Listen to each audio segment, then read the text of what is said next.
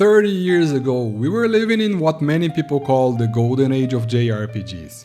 From the 90s until the early 2000s, the genre reached its peak in general terms of experimentation, creativity, different styles of narrative and combat systems.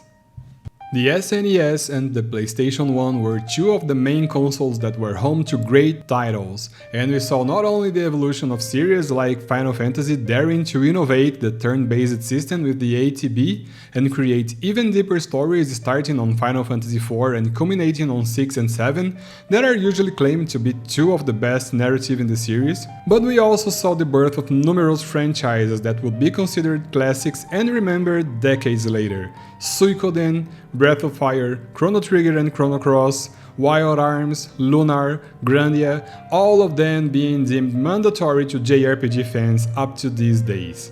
But among them there was a name that always sparked a different kind of curiosity among those who didn't play it, and left a deep impression on those who played it. Of course you know what game I'm talking about, it's literally in the title of this video and you clicked it for a reason. Parasite Eve. There are many reasons Parasite Eve stood out among so many other great games. And being an amazing game by itself is only one of those reasons. From its roots in horror literature to its cinematic style that was way ahead of its time and its identity crisis as of what kind of franchise it would become, Parasite Eve managed to establish its name in the Hall of Fame of abandoned yet never forgotten favorite games of the past. I decided to bind this series recently, reading the novel, playing the games I hadn't played back then and replaying the one I've played when I was a teenager. And here I am today to talk about and take you on a deep dive into this franchise, from its origins in the realm of literature to its future in the hands of fans and indie developers, debunking a few myths and stories about the franchise during this trip. So stick with me until the end of this video and make sure to dominate your mitochondria so you don't spontaneously combust when you get too close to Eve.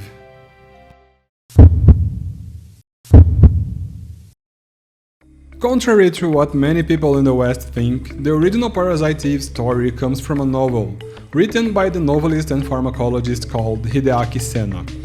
Games based on book aren't really something new. In fact, it happens more than you may think. Sometimes simply borrowing concepts like Bioshock did with Atlas Shrugged by Ayn Rand, or even Death Stranding with Homo Ludens by Johan Huizinga, or sometimes completely adapting the original story. Talking about JRPGs, Suikoden being based on Water Margin, one of the 4 classics of Chinese literature, or even Shin Megami Tensei series, originally called Megami Tensei, Digital Devil Story, based on the novel of same name, written by Aya Nishitani.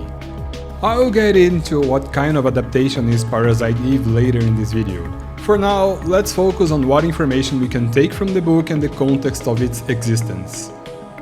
Parasite Eve became a popular novel in Japan when it was released, with many people labeling it both as horror and as science fiction. As popular as it was in Japan, it also took its time until it was finally translated to Western audiences. To the point that it's very unlikely that any Westerner heard of the book before knowing the game that would only be released 3 years later, or even read the book without knowing about the existence of the game. I would go as far as to say that a huge majority of the Westerners who read the book did so precisely because of the game, myself included, although I can give you the excuse that the book was only released here in Brazil in 2025. And so I took the chance to actually read it before playing the entire game series. One might say that the reason for the book never being translated before is that there is simply not much interest in Japanese sci-fi or horror in the West, which is not true. In fact, according to Senna himself, there are not many writers of these genres in Japan. Usually, Japanese horror and sci-fi come in form of other media like anime, manga, or in fewer cases, movies. But to say there is no interest is pretty much an internet myth, a urban legend to justify the absence of these books available for the Western audience. We even have an ever-rising interest in Japanese horror, with Junji Ito becoming one of the most popular authors in this side of the world, for example. So why did it take so long for Parasite Eve to actually reach the West? This was answered by Senna himself in one of the interviews I read, and all of my sources are listed in the description of the video in case you get curious and want to read through the entire material. And the reason is that he was very concerned with the quality of the translation of his book, even reaching the point of refusing some previous translations to be published, until one translation of his approval, made by Tyron Grillo in 2008, came to be, and the novel was finally published in English, 10 years after the release of the first game.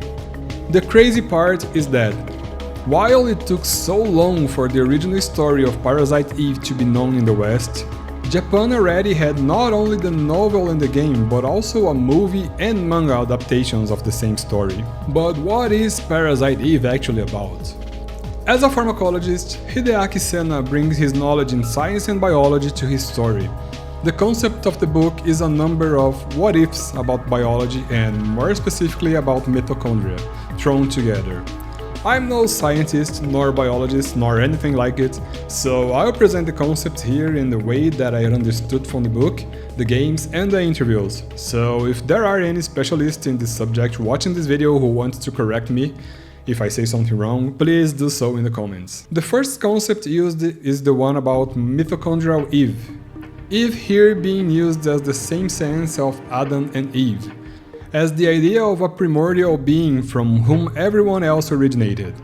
This theory came to be in 1987, when the assumption that the DNA of the mitochondria, organelles that we have inside our cells, were passed down through maternal lineage almost intact since the beginning of mankind. This info is also in one of the interviews that I put in the description, and I'm quoting it almost one-to-one here, so be sure to read it later. A team of molecular biologists collected mitochondrial DNA samples from 136 women of different origins, finding out that their findings all matched with a single ancestral mitochondrial DNA molecule believed to be from an African woman around 200,000 years old. Although this theory has been somewhat debunked by other findings after the years 2000, back when the novel was written, this was still a popular and more accepted concept. The other concept to be used as a basis for this story is the idea that the mitochondria, the organelle present in our cells and in most living being cells, needed for us to convert oxygen into energy, was at first a different being that entered a symbiotic cooperation with other organisms to live. But as we evolved, they were practically enslaved by the other organisms and are, to this day, used as the powerhouse of our cells. Of course, I may be oversimplifying this, but as I said, I'm no specialist, and it's also important to note how the mitochondria still holds a lot of power over us, since a lot of diseases, including some that may be deadly to us, are usually related to mitochondria. These organelles are also able to generate heat as they produce energy, and believe me, this is an important detail. So, Senna decided to mix both these concepts, add a little bit of an apocalyptic imagination over them, and create a story of what if the mitochondria had never been enslaved, but are actually just parasiting us and waiting for the right moment to take over our bodies. Of course, I will avoid spoiling the novel as much as possible and try to talk about the story punctuating only the most relevant points to the overall concept and the most important details for the games. The story starts with a car accident. A young Japanese woman called Kiyomi blacks out while driving, resulting in a car crash that takes her life. Her husband, the main character, Toshiaki Nagashima, is left in a state of shock and refuses to accept that such a sudden event would leave him alone and that he would never see his wife again. Toshiaki, the main character, pretty much like the author himself, Senna, is a pharmacologist scientist, working in a mitochondria research for a Japanese university. The approach to how researches and academic programs work are all very well detailed, considering how this is actually the world that the author lives in, and so he gives us his first-hand experience in this subject, which makes the story even more interesting. As the story goes, we are told about the life of Kiyomi before the accident, and how these blackouts on her mind were kind of frequent, along with some memory lapses where she would do things she wouldn't remember later on. One of these things being, for example, registering herself as an organ donor. Toshiaki, her husband, remembers this fact after her death and decides to go ahead with the donation of her kidneys, but in the middle of this, he manages to secure a colony of cells from her liver. He refuses to accept she's gone, and sees this as an opportunity to keep her alive, even if it's in the form of donated organs to other people or growing her liver cells in his laboratory. It doesn't take long for his university colleagues to notice how he is gradually becoming stranger, turning slowly into the mad scientist archetype. Something like a modern-day Frankenstein, but instead of assembling a human from dead limbs, it's a biology lab with cells from a dead person. He starts to develop some crazy feelings about Kiyomi cells, watching as they grow increasingly fast. He gives the name Eve 1 to the culture of cells, as a reference to his wife's birthday, December 24, Christmas Eve. Meanwhile, a young girl receives one of Kiyomi's kidneys. The transplant is also very well detailed, showing how the author knows about the procedures, both medical and juridic. This girl is Mariko Anzai, and it doesn't take long for her to start having nightmares about a dead person coming to take her kidney back. During the transplant procedure, the doctor notices how the kidney feels too hot, way hotter than an organ should feel, and gets really anxious about this feeling, hoping everything will turn out okay. This is basically the beginning of the story, the events that set the mitochondrial rebellion plan in motion. The entire first half of the book is pretty slow-paced, but it never fails to hold our attention to the story, going back and forth from the past backstories of the characters and the present happenings around Kiyomi's liver cells and kidneys, from Mariko's fears to Toshiaki's madness. At some point of the story, we're introduced to the real antagonist of the plot, the so-called Eve, as she takes the archetype of a creature mimicking a human woman, but only on her appearance, since she's anything but human. The story itself makes sure to tell us how everyone who looks at Eve, even with her human appearance, feels so uneasy near her that they can't actually see her as a human being. Eve is a curious character, totally cheesy at times, with speeches that resemble the most cliché villains of anime, with a sexual appetite so huge that gets very close to feeling a little cringy for the reader. I don't know if this comparison will make any sense to you, but I'll draw this reference from two things that came to my mind. Do you remember that 90s sci-fi horror movie, Species, where an alien being takes the form of a woman to seduce men and procreate on Earth? Or have you played Saya no Uta, Song of Saya in English, and saw how that lump of meat can be sexually hungry to the point of seducing the not-so-normal main character? Eve is kind of a mix of these characters. I hope this is making any sense to you. I know my references can be kind of weird sometimes, but anyway. With powers to communicate with other people's mitochondria and set them on fire from a distance, her cheesiness quickly disappears as she begins to attack everyone in her path to see her plan come into life. Dealing with some really disturbing moments, from murder to straight up SA, both against male and female, the story takes quite an uncomfortable turn. Uncomfortable even to read many of these moments. I haven't seen the movie yet. Usually I don't have the patience to watch a lot of movies, I prefer playing games and reading, but as far as I've read, the entire second half of the story was changed in the movie adaptations. Partially because it would be too expensive to shoot a lot of the scenes portraying Eve's rebellion, and partially because many of the moments portrayed in the novel would be too disturbing to be seen on screen. For me, the idea of calling the story a science fiction instead of horror dies in the second half. The amount of stuff that clearly falls into the body horror category seems pretty clear to me.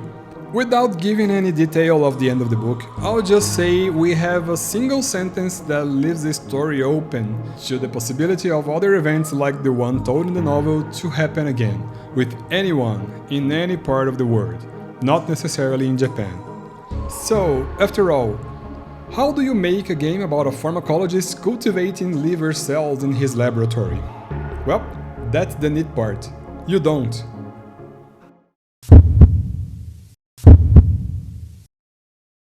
If you've ever seen, read, or even heard anything about the game Parasite Eve, you probably know about this Japanese girl who's the main character, Aya Brea. Yes, blue eyes, blonde girl, she's totally Japanese. Don't you believe me?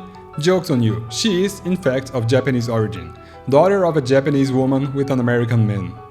And if you watched this video until now, you also noticed that she's not mentioned anywhere in the novel. We'll talk about this soon. First, let's summarize the context of when this game was developed and released to better understand its importance, and why it stood out so much from other games released in 1998, which, mind you, was an amazing year full of amazing games. First, it was developed by Squaresoft, the biggest colossus of the industry when it came to JRPGs. As many or probably all of you may know, responsible for games like Chrono Trigger and Cross, the Mana series, and obviously the most popular of them all, the Final Fantasy series. When a new game from Square was released, you already knew it would be good. But what Parasite Eve had that made it so different from all of these other Squaresoft games? First of all, it strayed quite far from the fantasy setting usually present in all of these games. Taking roots in the book, Parasite Eve took place in the real world, our own world, with real people who worked and lived in real cities.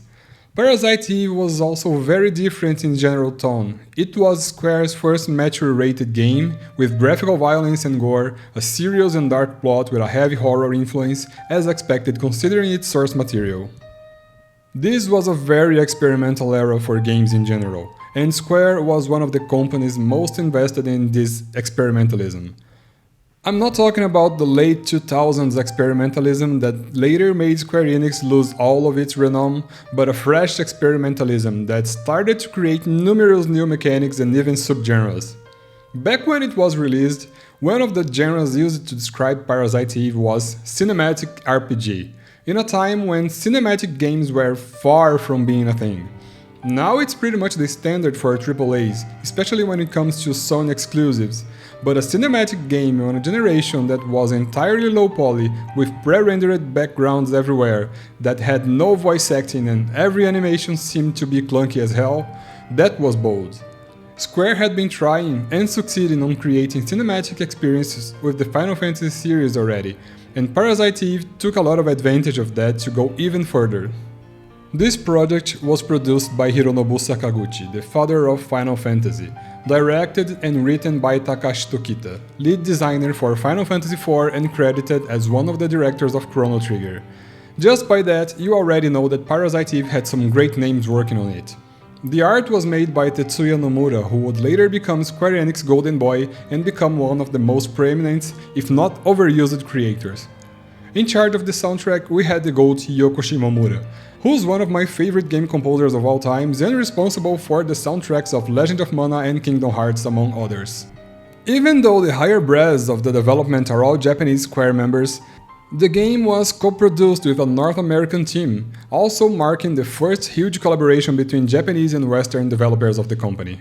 The story of the game was written entirely by Squaresoft staff as a sequel to the novel, while the original author, Hideaki Sena, came to know about it only when it was already done, claiming that he was surprised at how they managed to create a good story based on his original novel.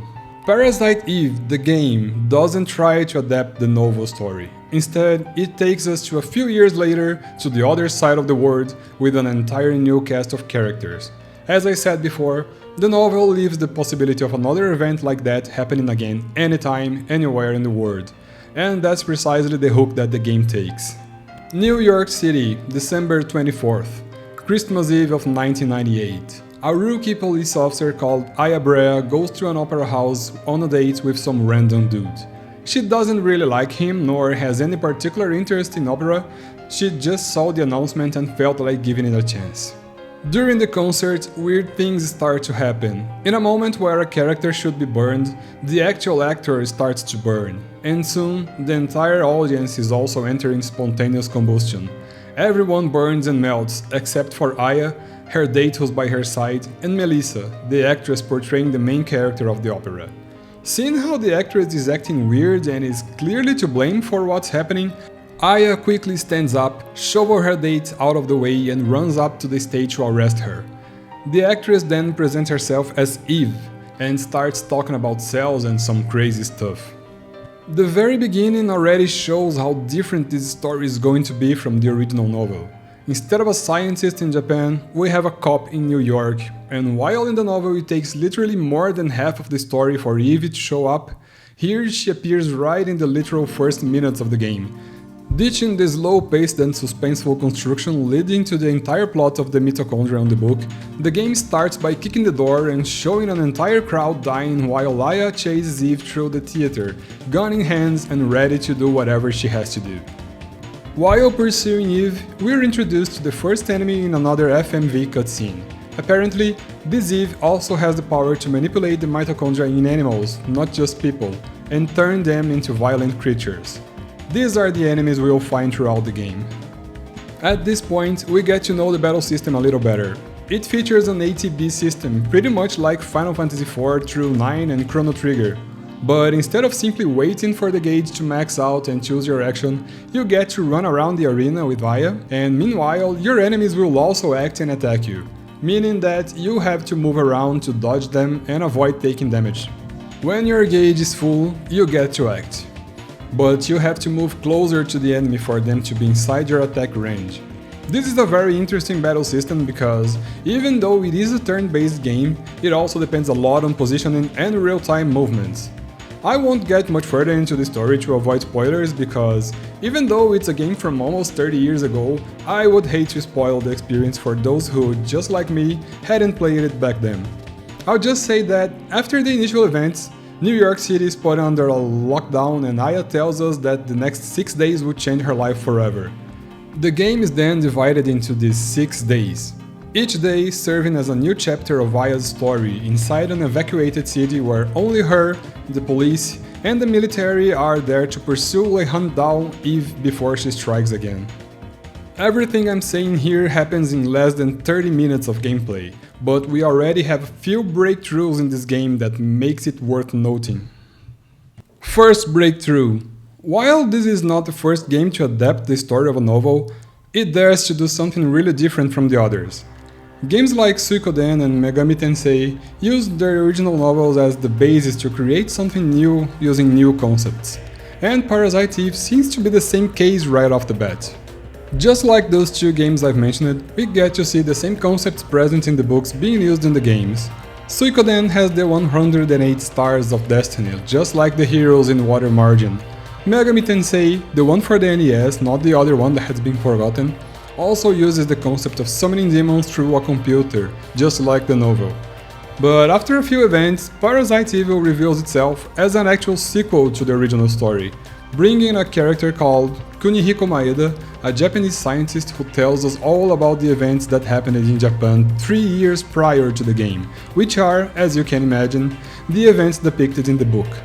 He goes on to describe it in details, so even if you didn't read the book, you can still situate yourself on what happened back then.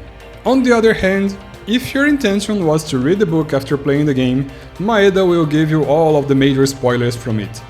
Writing a sequel to a story written by other person is always a challenge, but writing a good story to be a sequel worthy of the original one is definitely not for everyone. That's precisely the point where this game excels. It respects every foundation set by the book.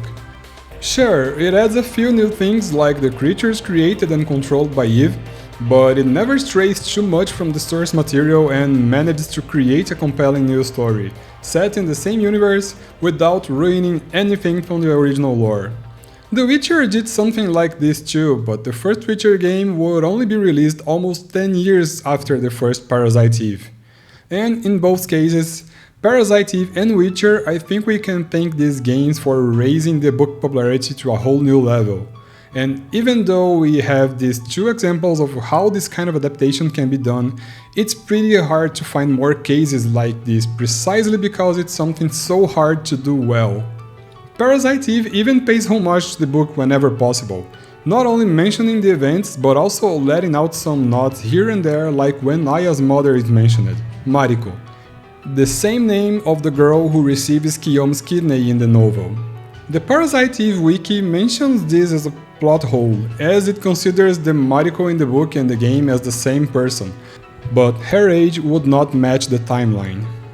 or that it would be too much of a coincidence for two different women named Mariko to be involved in mitochondria incidents. I don't really see this as a plot hole, and I don't see a problem in both being different women sharing the same name, as this is also clearly just a reference the developers wanted to put in the game. All in all, Parasite Eve translated perfectly the horror of the original novel into a JRPG, albeit leaving out some of the nastier details because, well, it would be too disturbing. Also, remember how I said the antagonist in the novel had some cheesy megalomaniac speeches?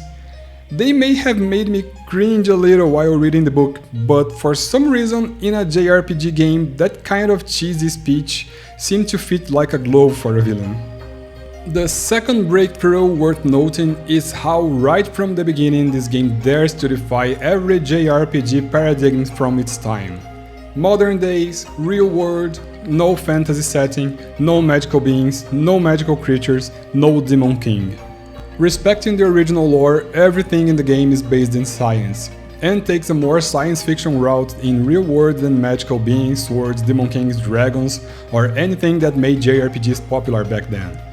It also doesn't back down from having anything a good JRPG is expected to have, but it dares to do everything differently. Party members? Don't need them, Aya is okay fighting by herself.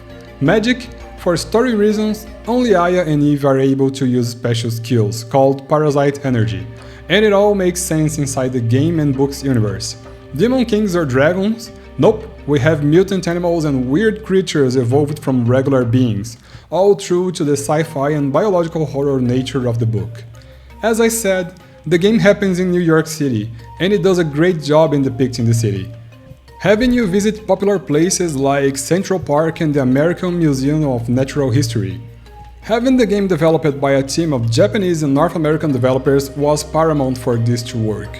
It's clear how much the team cared about making the city as immersive as possible, even if you would only see it on a map and explore a few places that work as the dungeons in the game, and you feel how each one of these places you explore is unique and actually exists, not only in the real world since they are based in real locations, but they actually bear importance to the game's plot. The third breakthrough is its storytelling. As I said in the beginning, cinematic games are pretty much the standard nowadays, but back then this was a really complex concept. How to create a cinematic game when you can barely put a number of fully animated cutscenes or even voice acting in the game? Sure, we already had some great FMV in games and even voice acting in others, but it was always limited, especially in consoles. Most of the games that were more cinematic sacrificed a lot of its gameplay and, in the end, restored it to the point-and-click mechanics. Parasite Eve tried to take a step forward and to present its story like a movie. Even without voice acting, the FMVs are so well directed and even the clunky in-game animations do their best to convey their feelings. The atmosphere is great and the amazing soundtrack by Shimomura also plays a huge part in this, making you feel like in a cop movie in New York during the story portions and heavily immersed in vibes when in dungeons and battles. Now, about the lack of voice acting, this is the point where the opinion of most people may diverge, because without voices, the game has no other option than to rely on heavy loads of texts to present its concepts and advance its story. For those who read the book before playing the game, 90% of the text dump may go like a breeze since all of its scientific concepts were already there, in literally hundreds of pages explaining in details, while the game tries to summarize a lot of it so the players don't feel lost. Even so, for people who aren't expecting to read a lot of stuff at once, this may feel a little overwhelming and go two different ways. They will either get exhausted trying to grasp all of its science jargon at once, or they will feel compelled and even go out of their way to do some research and find out which concepts from the game are actually real, and may even find themselves interested in reading the original novel afterwards. I know the modern concept of a cinematic game would never do something like this, but considering the technical limitations and possibly a kinda low budget they had from Squaresoft when compared to other projects like Final Fantasy for example, I don't see any better option than this. But let's be honest here, even though this is presented as a cinematic game, it is also an RPG at its core, so a lot of text is to be expected, and honestly, I still don't think this is one of the heavier games in terms of amount of text even from that time. The fourth breakthrough comes from its gameplay. Back in the 90s, turn-based games were one thing, and action RPGs were still testing grounds and with a few successful titles proving it was possible. This was the generation when developers officially began to experiment with different turn-based systems, not only simply choosing commands and watching the actions unfold. Final Fantasy was already a step ahead implementing the ATB systems in the previous generation, and Parasite Eve decided to revamp this system into something new. Like I said before, a single party member, Aya, controlled in real time to avoid attacks, and positioning herself to reach her enemies, mixing the turn-based foundations from Final Fantasy with a strategic and real-time action. The game also featured a simple level-up system akin to many JRPGs of its time, and you even got to learn new spells, or Parasite Energy, at every few levels, and use them in and outside of the battle. Initially, this was kinda disappointing for me because most of the skills felt useless, but they go from useless to somewhat useful and then skip straight into incredibly powerful at some point. You also get to distribute some bonus points to upgrade Aya's attributes or her weapons and armor, allowing for some customization in her numbers. In fact, powering up and customizing equipments play a huge part in this game, and is a very interesting system. You get not only to power up your numbers, but also add mods that change the behavior of your weapons, and then use items called tools to transfer these upgrades to new weapons and basically create your own weapons that act however you want them to act during your battles. These upgrades are also carried through new playthroughs and add some replayability to the game, considering how you can keep on working on your weapons and armors even after you complete the game for the first time. In a game that's pretty much linear and story-focused, these kind of details add a lot to the experience. Now, the fifth point I'd like to highlight in this game is Aya herself. A female protagonist who's pretty strong and never really depends on anyone else but herself. In fact, every other character in the game seems to rely on her, while never setting her as a romantic interest or as if she had to be romantically interested in anyone. She's there to do her job. And Aya is a strongly written character that was way ahead of her time in this and in many other aspects. She's not the first female protagonist in games or even in JRPGs. Sure, we can compare her to, let's say, Jill Valentine from the first Resident Evil, since they are both in similar contexts. Both are girls in their mid-20s, rookies in the police department, and both are involved in some biological horror event. But even though now we all love and respect Jill, in the first Resident Evil she was everything but independent. Her playthrough was basically an easy mode when compared to Chris. Having her lockpick, more inventory space, constantly receiving help from Barry and having access to a stronger weapon before Chris did, giving her some clear advantages and taking off some of the difficulty from the game.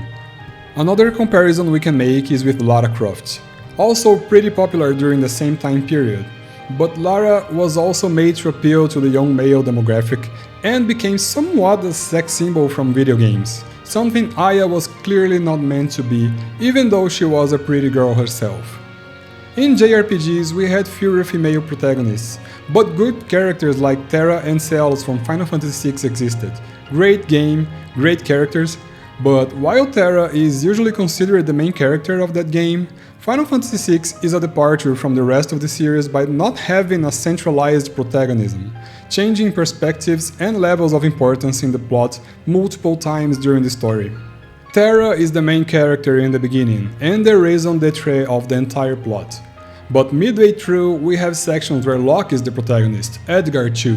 In the final arc, the protagonist's role falls pretty much into Celos. Meanwhile, Aya is completely independent, and she does have a partner, a great dude called Daniel, who trusts her and helps her, but never because she's incapable of doing things herself or because he has any romantic interest in her. Much to the contrary, he helps her because she helps him a lot too. He is grateful for everything she's doing for him and sees her as a great partner who's worthy working with. Unlike Lara Croft, you also won't get any unnecessary sexualization in Aya.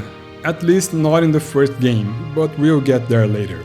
Maybe only in artworks out of the game, but considering the nature of the book and the time it was released, it's kinda light. She wears normal clothes as expected for a fancy occasion such as the opera theater in the intro or a simple jeans with a leather jacket for her work. Even though this is a mature rated game, it never needs to appeal for half-naked girls or even pointless gore. Although there is a fair amount of gore in the game, it never feels like it's there only because someone wanted to, like for example the PlayStation 2 God of War games. I'm not criticizing them for this, don't get me wrong, it's just a different game with a different proposal and even different demographics. And unlike Terra and Cells, Aya is the protagonist all by herself here, and for story reasons she has to be. She knows it and she never backs down.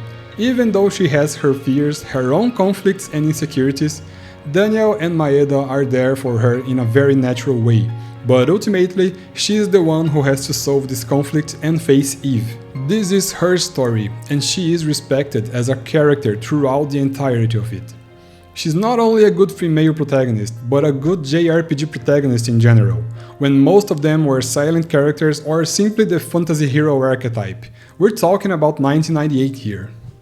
That's not to say Parasite Eve is a flawless game. Some things aged a little badly. Movement is pretty slow and may feel a little boring to anxious people out there. The skill system is kinda too simplistic, but all in all, most of these are pretty much expected from a game this old and doesn't really hurt the overall experience. This game still feels outstanding even decades later and had no difficulty in becoming one of my favorite games ever. It is quite short for an RPG, especially one that comes in 2 discs, lasting something around 10 to 15 hours. But if you want to see the true last boss and true ending, expect a little bit more. Parasite Eve was also adapted into a manga called Parasite Eve, Diva. I haven't read it to know how accurate it is to the game, but honestly the gameplay feels so good I wouldn't trade it for a manga. Parasite Eve may not have been the first time horror and JRPG walked together, but it was by far one of the most influential and still remembered to this day as one of the best of its kind by almost all of those who played it. It was one more masterpiece added to the growing Hall of Fame of Squaresoft's unrelenting streak of amazing games back then. So, of course, it was only a matter of time for it to continue.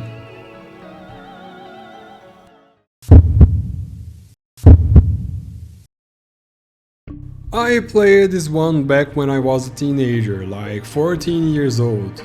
And gosh, I loved this one back then.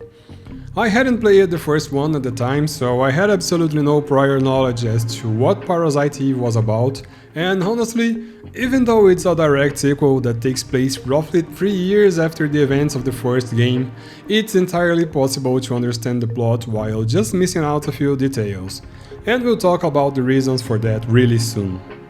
In 1999, the survival horror genre had reached its first peak in popularity. The first Silent Hill had been released earlier that year, and Resident Evil was shaping up to be one of the most acclaimed games, not only within the survival horror genre, but also of all time in the game industry. Squaresoft then felt that they should try their hand on the genre too. They already had a JRPG with horror elements, Parasite Eve, so why not take advantage of an already set universe and lore to create it? Thus, the stage for Parasite Eve 2 was set.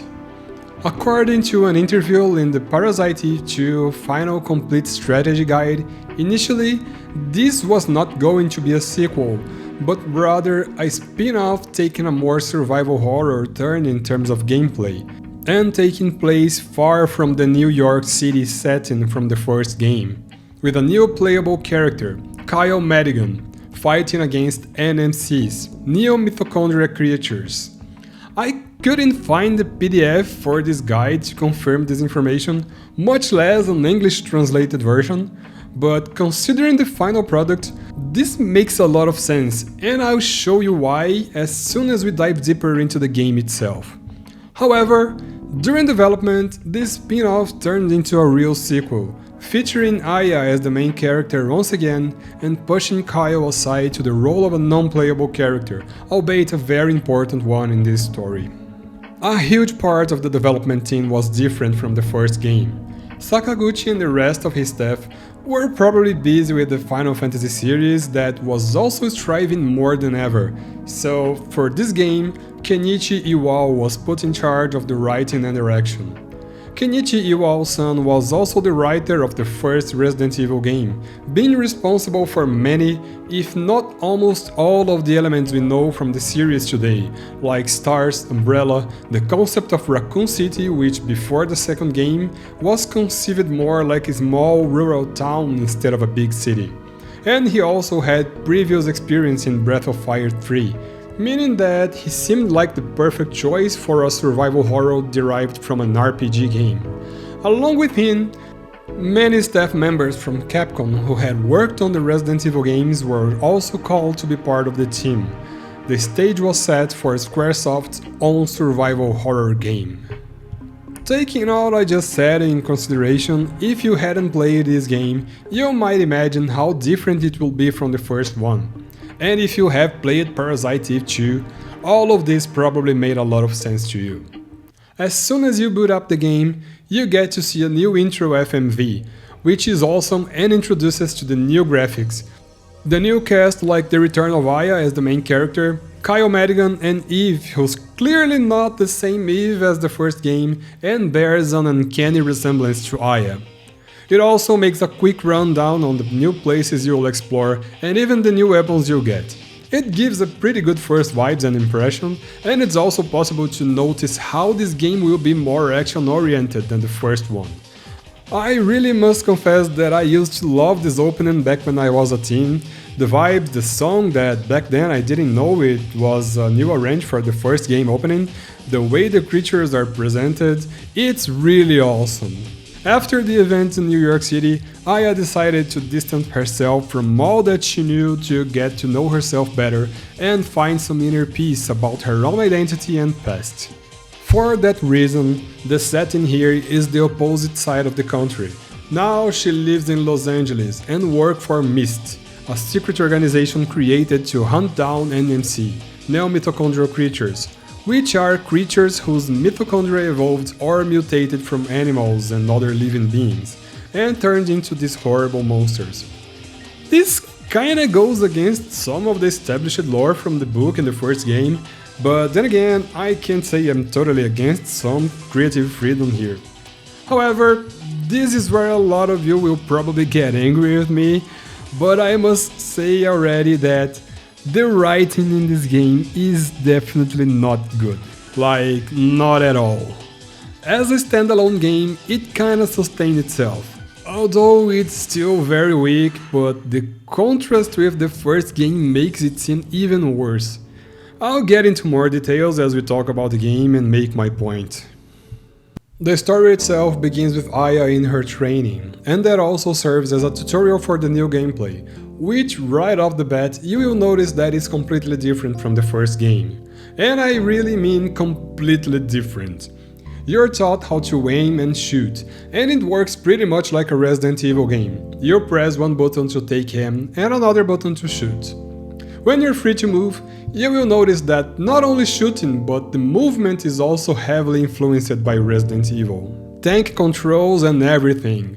I know a lot of people hate this and even choose not to play a game because of this control style, and I'm not really a big fan either, but I'm used to it as I played a lot of games like this back then, so for me at least, this is not a deal breaker.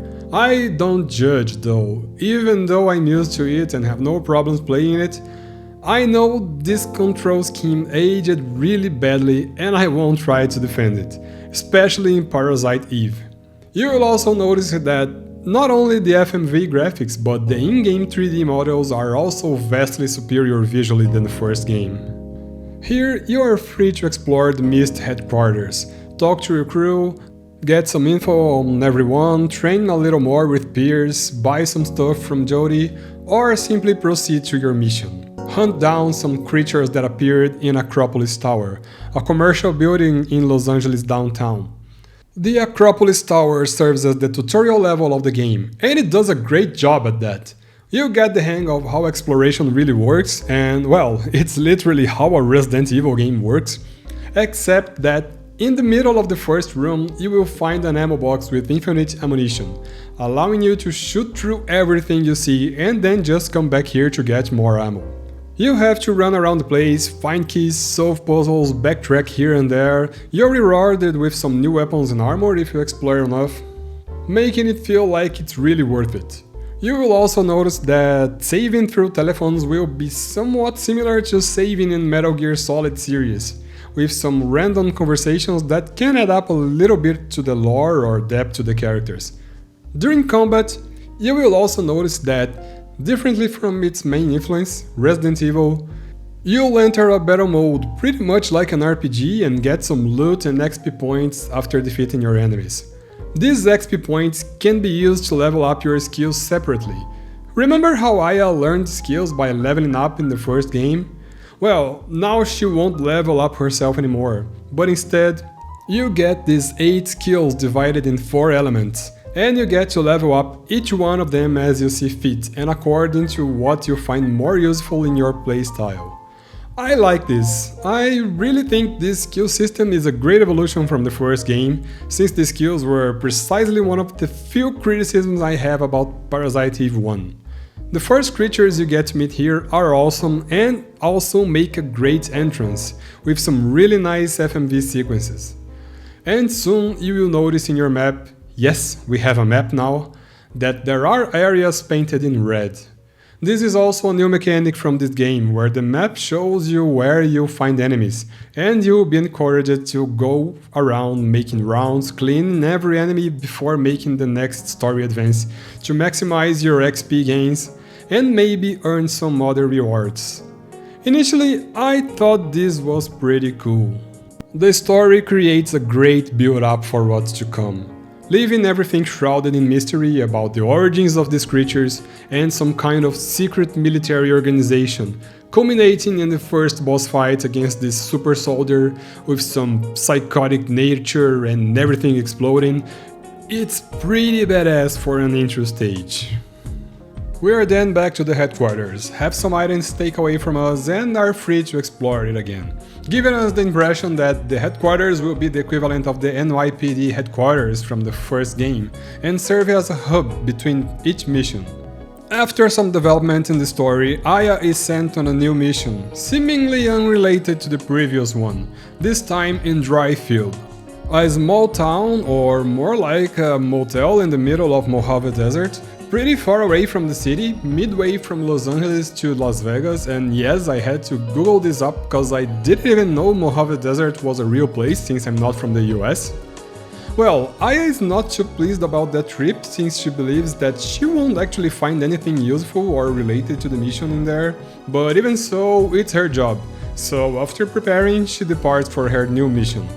And that's the last time we actually spend some time in the headquarters and see most of the crew here, debunking my idea that this place would be a hub between missions.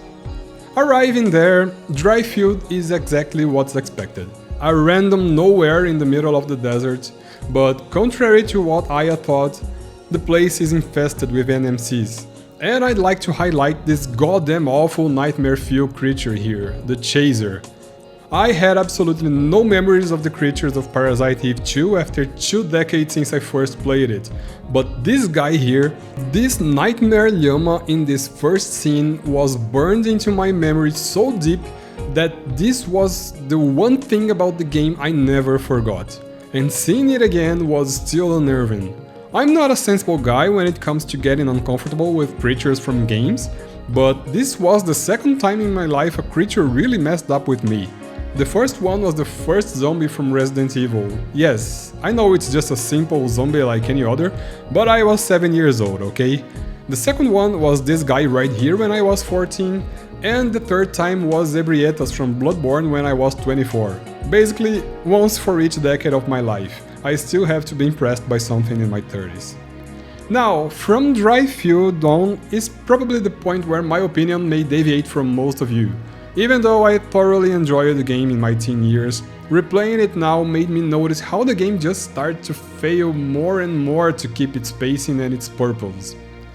The first part of Dryfield is actually fun, even with its abrupt change of pace in comparing to Acropolis Tower.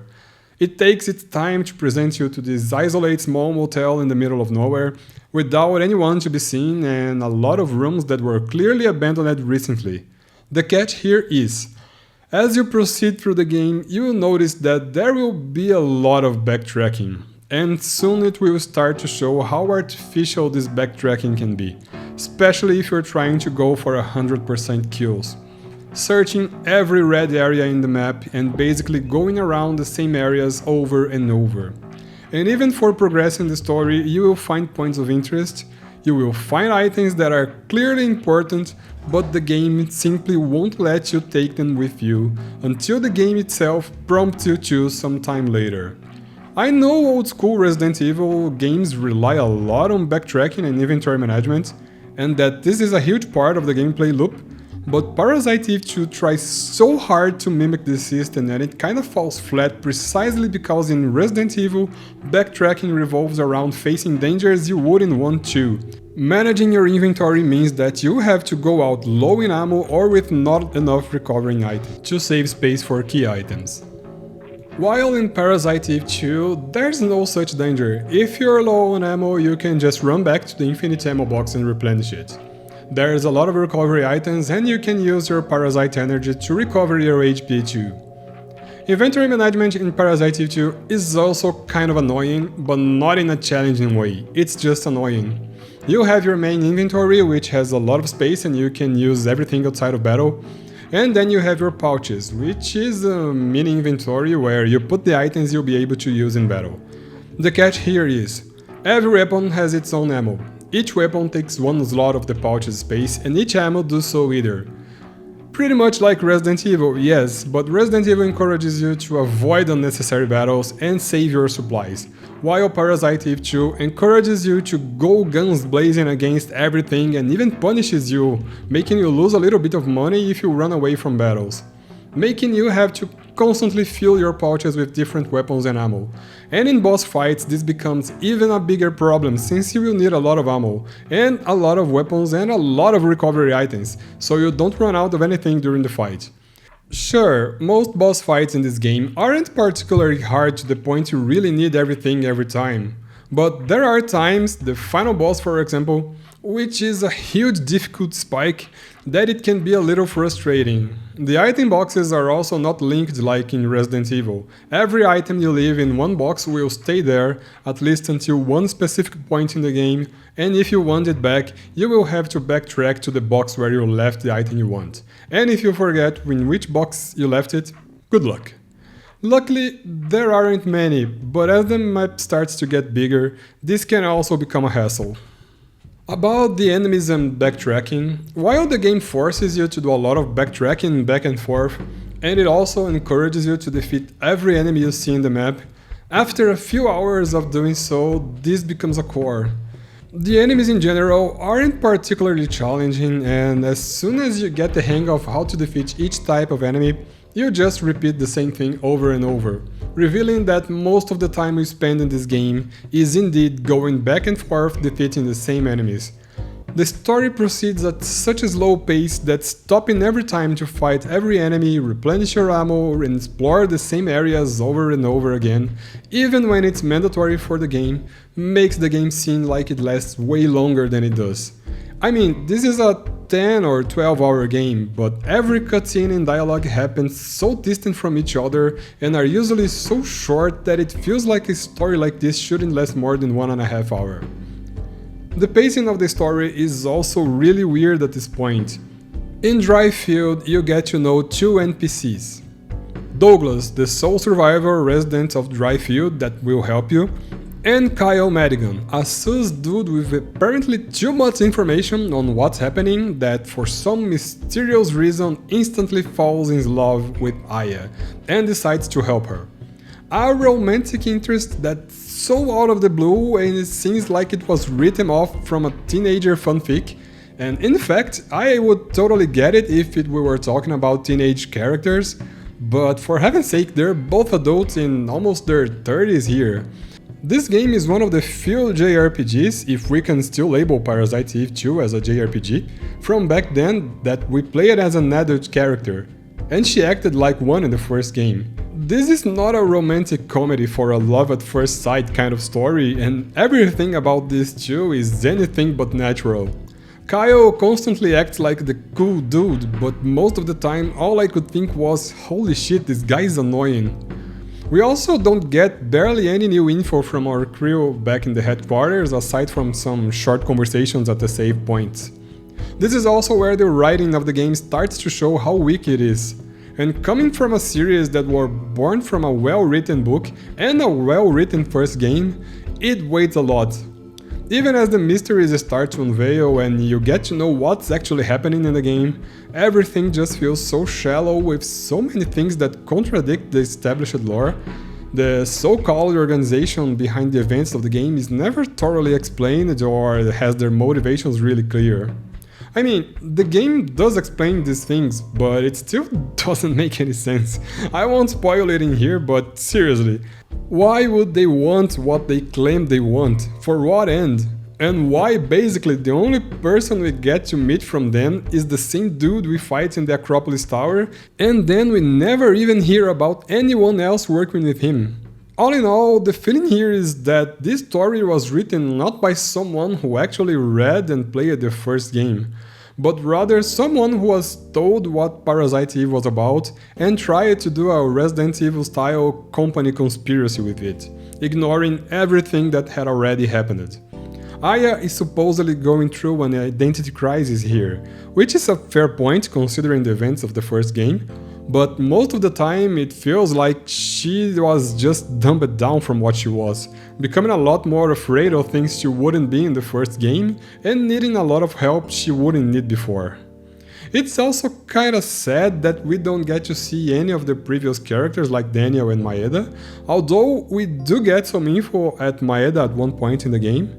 And to be honest, even the original characters in this have so little screen time that they're barely developed or shown to have any real personality aside from Kyle and a little bit of Douglas.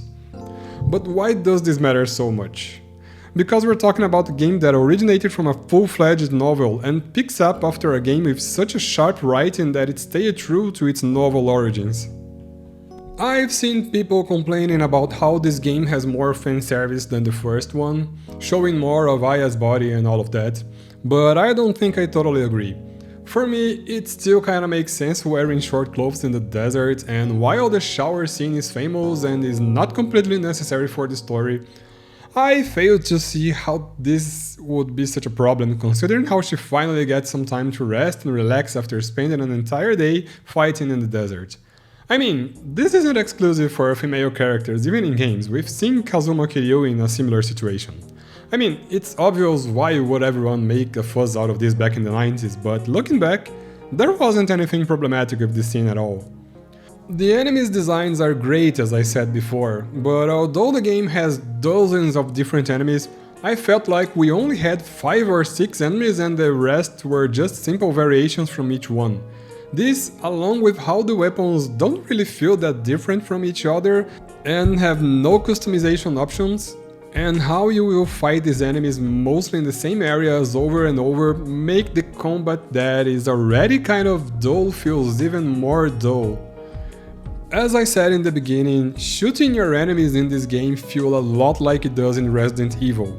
But while in Resident Evil you have to fight only when necessary, here you will spend a lot of time holding square and smashing R1 to hit enemies that are out of screen because of the fixed camera, and a lot of times you will defeat them without even seeing what you were fighting. The soundtrack also suffers from not having Yoko Shimomura again. I won't say the OST here is bad, it's not, but it's mostly ambient sounds and non-existent at a lot of times, while Shimomura was able to create something really atmospheric without having to resort to ambient sounds in the first game. But I don't know, maybe this kind of OST fits the second game better anyway. When you get to the second disc, roughly halfway through the game, it already feels like you played a lot, even though it was around only 5 hours. You finally get to leave Dryfield with Kyle, and you get to explore some new areas.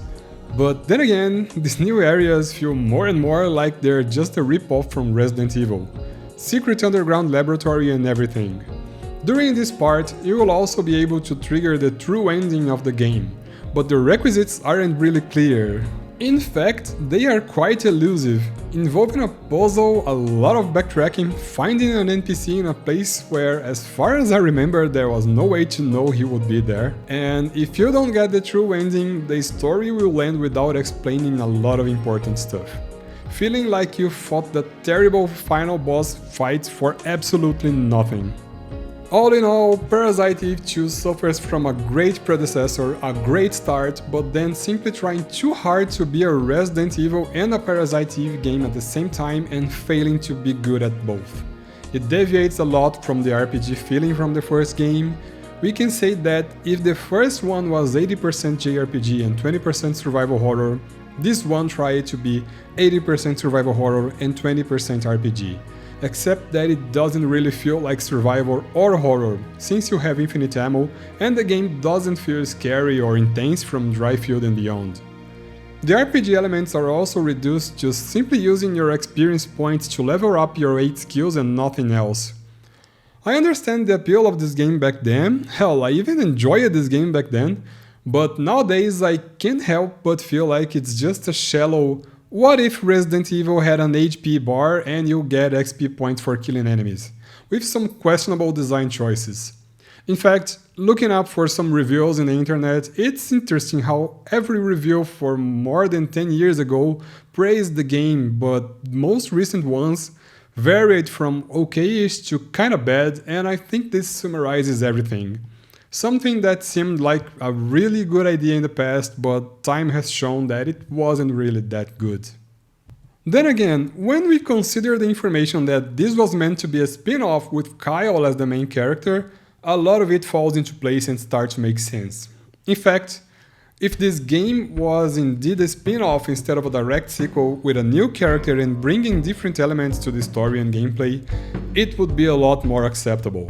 A lot of time, Aya feels like she's out of place here. A lot of the story happens because of the other characters or the discoveries they make and the decisions they take, while Aya is simply there, being taken to wherever they need her to be. In the end, living in the shadow of Resident Evil and Parasite Eve makes this game much less than what it could actually be. I'm not against a new gameplay or making something completely different from the first game, but the identity crisis that Aya was supposedly going through seems to be more about the game itself than about the character. Even Kenichi Iwao, in one of the interviews, admits that the game ended up being too similar to Resident Evil.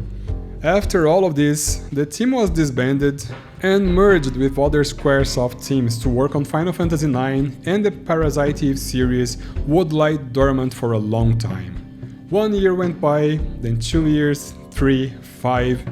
Parasite Eve was slowly become one of those games from the past that everyone just cherished and remembered and could only hope that a new one would be released one day, and maybe finally solve the identity crisis issue of the duology, until we finally saw the day of...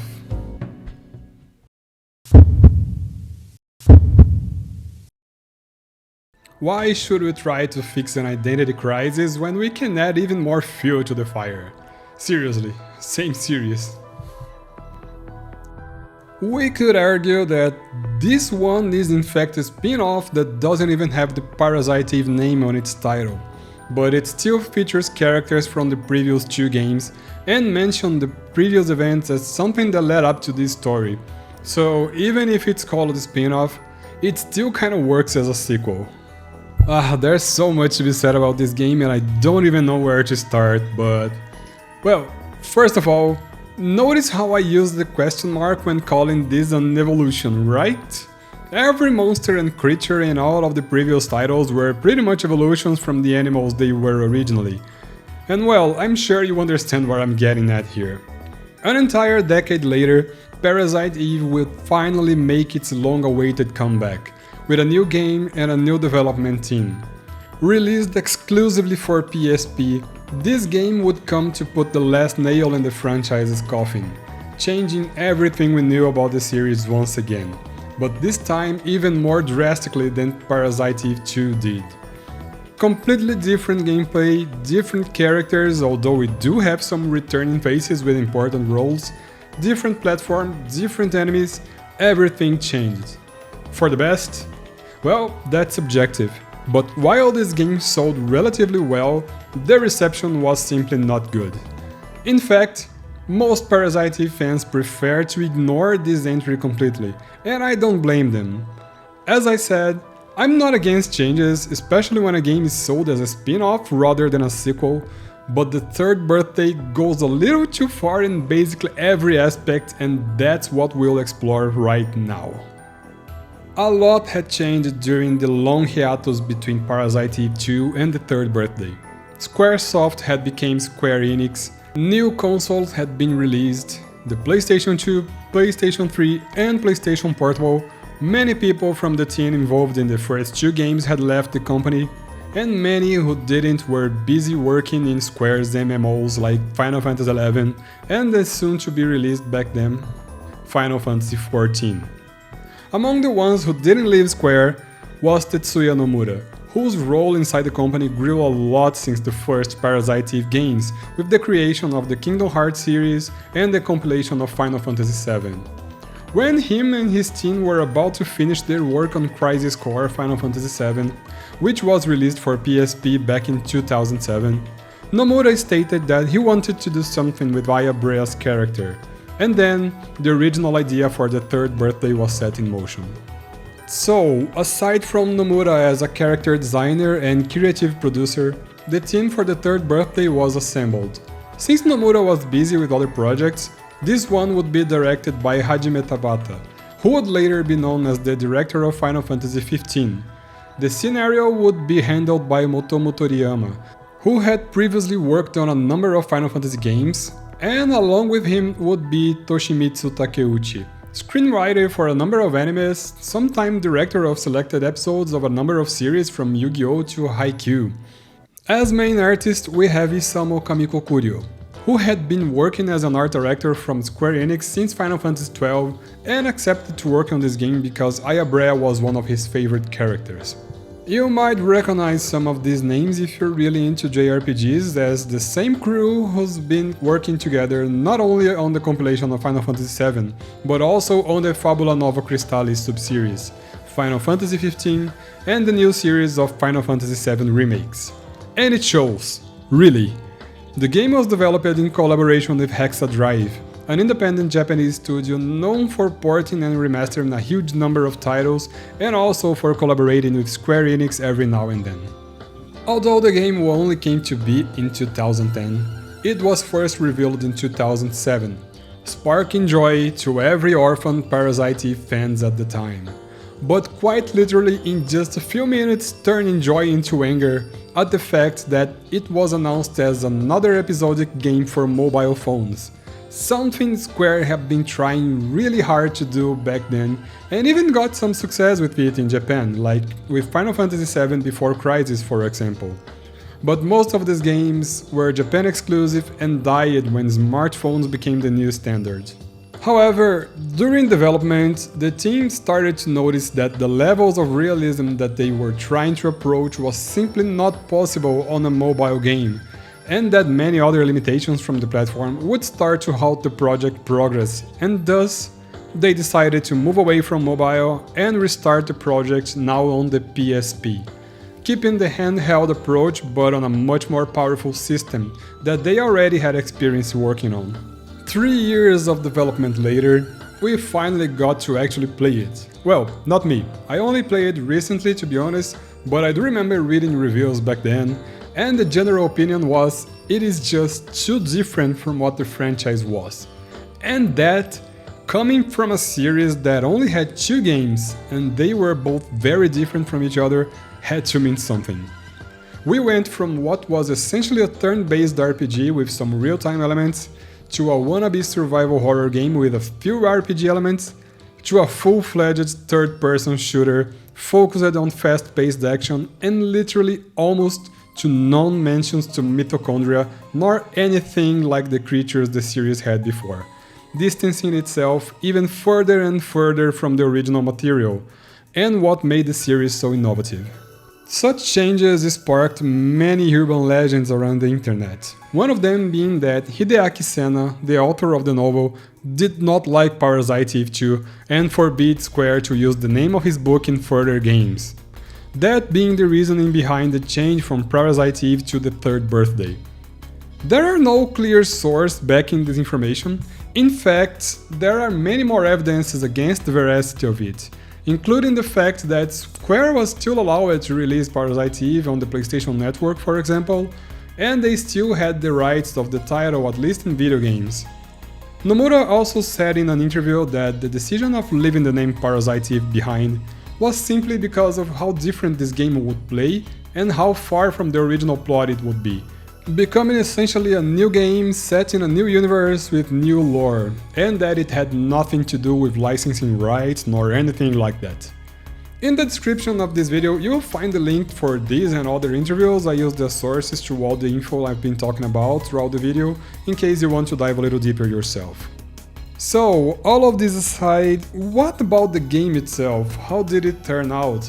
Is it fair that many fans of the series simply decide to ignore this game and brush it off as something that should never have been released? The very initial presentation is already way different, but I can't say I didn't find it interesting in the beginning. Sure, I couldn't see this game as a game set in the same universe at all, but at least the gameplay seemed a little promising. This time, we are back to New York City in 2013, during Christmas Eve once more, 3 years after the appearance of murderer alien creatures called the Twisted. These creatures have nests called Babel, and they've been taking over the world to the point of decimating millions of people worldwide. A much more megalomaniac plot than the previous games for sure. To combat this, an organization called CTI, Counter Twisted Investigation, is created, and Aya is now a part of it. The twist here is that Aya has amnesia, therefore she does not remember anything about herself or her previous feats of the past, nor anything about those she met in her previous adventures. All she knows is that she woke up and had this strange power called Overdrive, with which she could take over the bodies of other people and control them. At the same time, the CTI has this machine that allows her to overdive and for some reason lose her clothes in the process into the past, changing the course of history. Yes, this is a time-traveling story now. The game also features a cool timeline where you have the list of every relevant event related to the Twisted during the course of 3 years, and every time you change the past, a new timeline is added, highlighting in red everything that changed. In fact, even though I find this a cool feature, the fact that more than 70% of the lore of this game is only shown in a lot of texts you have to read through in the menu instead of in the game itself kinda sucks. But believe me, this is only the beginning. The first stage of the game is pretty much a tutorial of around half an hour where it will introduce you to basically every mechanic of the game. And it feels like a lot of stuff at once, but as you proceed through the game, they will come off most naturally. Here, the third birthday starts to show its true colors. A linear game, even more linear than the first Parasite Eve, where you go room by room clearing every enemy and sometimes destroying red orbs. If you think this is exclusive to the tutorial, don't be fooled. The entire game is like that. Literally going forward, shooting everything and every now and then finding a rest area during the stage where you'll be able to replenish your ammo and health, save your game and listen to some random conversations. The controls may feel a little clunky, and they are, but playing it on an emulator may help a little bit since you can assign the camera controls, which is originally controlled with the D-pad of the PSP, to the right analog stick of your controller, turning the game into a more conventional third-person shooter control scheme. Even so, there will be times where aiming may drive you crazy. The overdrive mechanic is the main system in this game, and what makes it different than the other third-person shooters. And I personally enjoyed it. You can jump from the body of one soldier to another, each soldier having his own HP bar, with his own weapon and ammo aside from the 3 weapons Aya can take to combat. Overdiving also allows you to escape danger, baiting the enemies from one soldier to another while also trying not to let them die. Not only that, but it also allows you to position each soldier manually where you want them to be and then use crossfire, a system where you hold your aim into one enemy for a while and then all of the soldiers will shoot at the same time, accelerating the process of staggering the enemy and allowing you to use overdrive on the enemy and deal a huge chunk of damage, sometimes even finishing it off. Gameplay wise, I can't say I didn't have some fun with it. Considering how this system can be really fast paced and how it feels rewarding to overdive into your enemies, but unfortunately this is all the game has to offer. Apart from some different weapons and customization, you just repeat this every stage, every room, basically in every wave of enemy. At least there are a few parts where you get to control a cannon or a helicopter in a rail shooter section, but the level design being always so linear in sceneries that feel like the same most of the time quickly become boring. You see, just like the first game, this one also takes place in New York City, but the first game had quite some depth to it, giving its best to make you feel like you're in New York, even with all the technical limitations from the PlayStation 1. While the third birthday simply feels like greyish streets with some generic backgrounds, sometimes caves or tunnels, but basically every place feels just like a reskinned version of each other. The enemies are also quite lacking in their designs. They are twisted alright, they seem twisted, but all of them are completely unremarkable. Except for the bosses, and some of the boss fights can feel a bit frustrating due to the difficult spike they present. I didn't have trouble with the most bosses like people around the internet seem to have, but the giant wasp-like creature from the episode 2 and the final boss really did annoy the hell out of me. Visually, the game can be pretty impressive for the PSP, especially when it comes to the cutscenes. And the soundtrack brings back Yoko Shimomura from the first game to create a few new scores for this one, while also adding 2 more composers who did a fairly good job. Now, could a clunky gameplay and bad level design be responsible for the hate this game received? Honestly, we haven't got to the worst part of it yet, so let's talk about the story and its writing now. This is where things go down pretty fast with this game. The initial premise had shown some promise, at least if we were to ignore the fact that this is a Parasite Eve game, but the more it tries to develop its plot, more confusing it gets. Confusing as in convoluted, not as in deep. To start it from the beginning, Aya is a rookie and is treated like a rookie inside the CTI. Okay, she may have amnesia and be new inside the organization, but we have every character doubting her skills and capabilities. I mean, come on, isn't there anything from her past registered showing she's a hero? Nothing that shows her past achievements? She worked for the police in the first game. How is it possible that no one knows anything about her? As if it was not enough, Aya herself acts insecure and doubts herself constantly. Not like in the first and second game where she had her identity crisis, she just acts like that and then go into a mission, fight tons of dangerous enemies, save a lot of lives, and go back to the headquarters acting like a weak child again. Yes, I know, if you finished the game, there's a reason for her acting like this, but there's no reason for her to act like this and still be able to kick everyone's ass. In fact, Aya herself is murdered as a character, being thrown around and used by everyone. Remember how I said that Aya wasn't a victim of excessive fanservice and was way ahead of her time in the first game, and I even defended the shower scene in the second game? Well, there's simply no way to excuse the third birthday. From her getting naked during overdrive in the cutscenes, to her clothes being ripped off as she takes damage, to an even more appealing shower scene that this time is not even part of the plot, but simply an extra scene to appeal to gooners out there. Not only that, but for some reason her English voice acting is 50% talking and 50% moaning. She moans a lot, for everything, during cutscenes, in conversations, fighting, and even when she's out of ammo.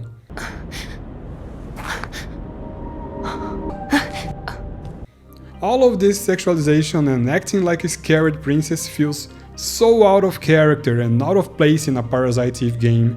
It really makes us wonder if whoever wrote her character at least knew who Aya Brea was.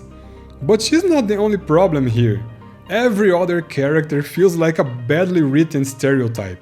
We have the Ojo-san who competes with Aya about who's the best. We have the queer computer guy. We have this guy who's totally not Dr. Hojo from Final Fantasy VII in a disguise. But we also have the worst of all, Kunihiko Maeda. Yes, the same friendly Maeda from the first Parasite Eve. There, a companion who always wanted the best for Aya, giving her good luck charms and info on what's happening. But here Maeda was turned into a disgusting creep that never fails to make even more disgusting comments about Aya or Eve, which is even worse considering Eve in this game is like 12 or 13 years old. We can definitely get Eve back. Nubile body with your DNA. Fascinating. Also, what's with Aya's 3D model? Look at this posture. What kind of trained person walks like that? She looks like she got the same back issues that afflict the characters from the Persona series. Not to mention that for such a sexualized character, they sure made their best to leave her completely buttless. Seriously, where's her butt? The English voice acting is very weird in general. Not only I am moaning for everything, but everyone seems to be overacting at some point or simply reading texts aloud at others. Maeda, for example, always talks with small pauses between every few words in a weird cadence that sometimes even makes him sound like those videos of "What kind of fruit is this?" The soldiers still alive in the Grand Babel have formed a suicide squad. What kind of fruit is this? And the weirdest part of it all is how they actually even had some famous actors to voice this game. Now, for the plot itself, as promising as it starts, every plot twist, every cutscene feels so shallow and random that sometimes feels like a low-budget, nonsensical Kingdom Hearts, sometimes simply seeming to skip some important details of the plot. Of course, I won't spoil everything here, but the game ends in such a terribly written conclusion that I really felt like I was missing something. I was confused about a lot of details, but not confused like when you watch a David Lynch movie or something like that. Simply confused because nothing that just happened made any sense. I couldn't help but stare at the screen in disbelief about what I just had watched. Many important happenings are simply left without any kind of explanation, even in the game's extensive files. Even if you look it up on the internet, all we have are fan theories and nothing concrete because the story is simply that bad. For all it's worth, I respect one thing in this game over Parasite Eve 2. At least it tried to be something new and original. Was it worth it? Well, I don't think so. In fact, Parasite Eve 2 feels like a sequel that should have been a spin-off, while the third birthday simply feels like a spin-off that should be anything else. The returning characters are so out of character that they barely feel like the same characters we knew. The setting is so generic that it could happen anywhere. The gameplay is so different from the previous game that this could be any shooting game out there, and the way it simply seems to ignore all of the established lore and events from the previous games show it could be a totally independent title with totally new characters, and it wouldn't change anything about this game by itself. It would even save the series from such a terrible ending. So, to summarize it all, the gameplay isn't great, but it does bring some new and different ideas. Now, clunky controls, boring linear level design, terrible characters, atrocious writing, unnecessary and out of character fanservice. All of this pretty much buried the game under its own weight.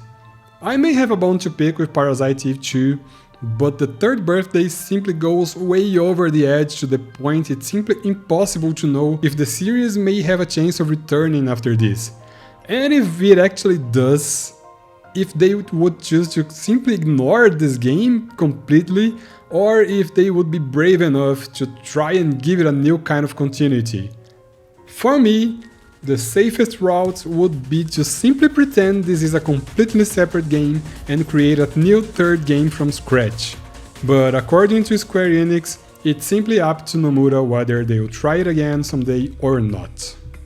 Now, after all of this, is there anything else to talk about the series? Why, of course there is. Even though Square Enix killed its own series, the legacy it left, especially with the first game, is still alive in the minds and hearts of many fans and gamers from the 90s. For that reason, it was only a matter of time before some indie developers took the matter in their own hands.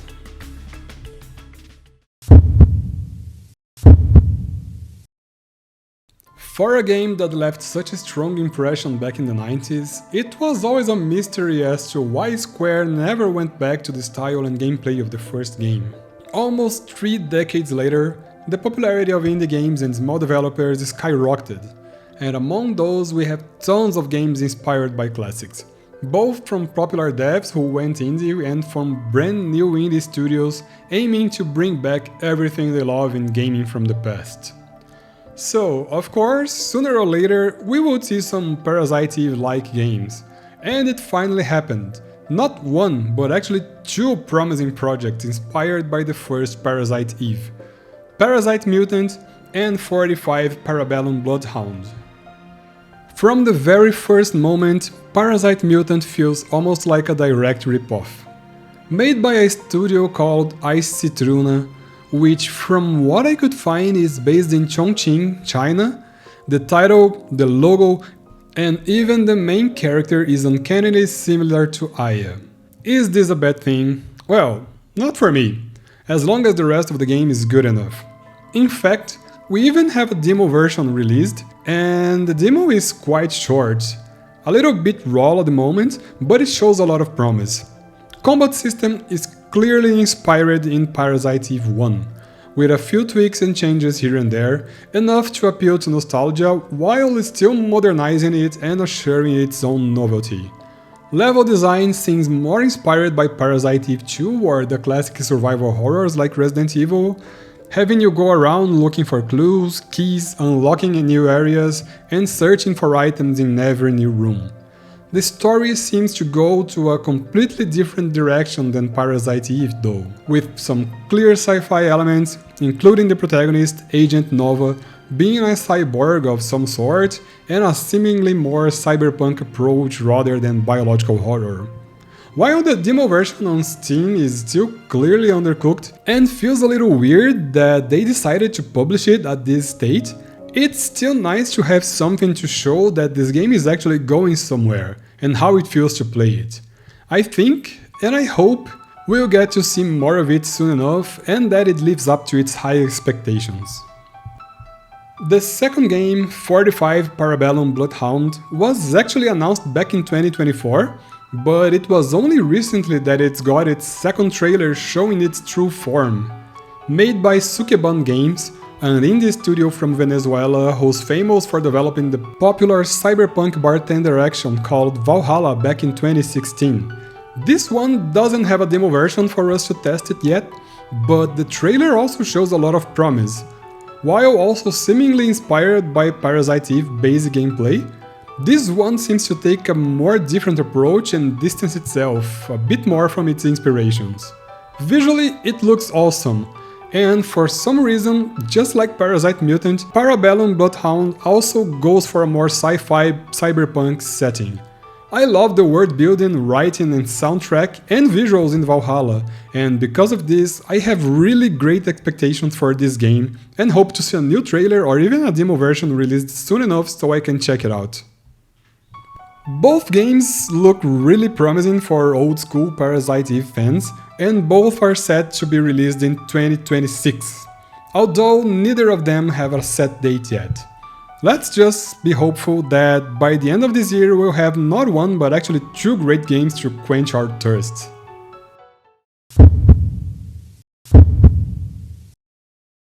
What can we take from all of this?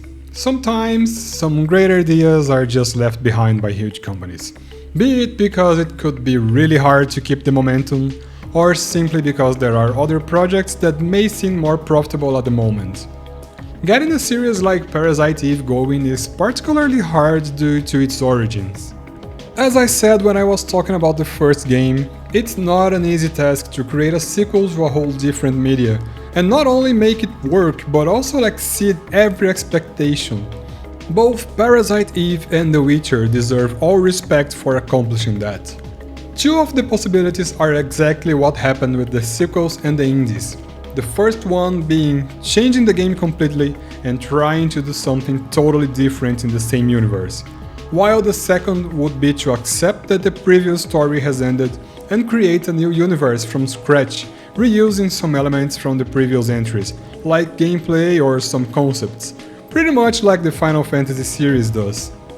The first possibility was the choice made by Square, and being honest, it didn't really turn out very well considering what they made with the third birthday.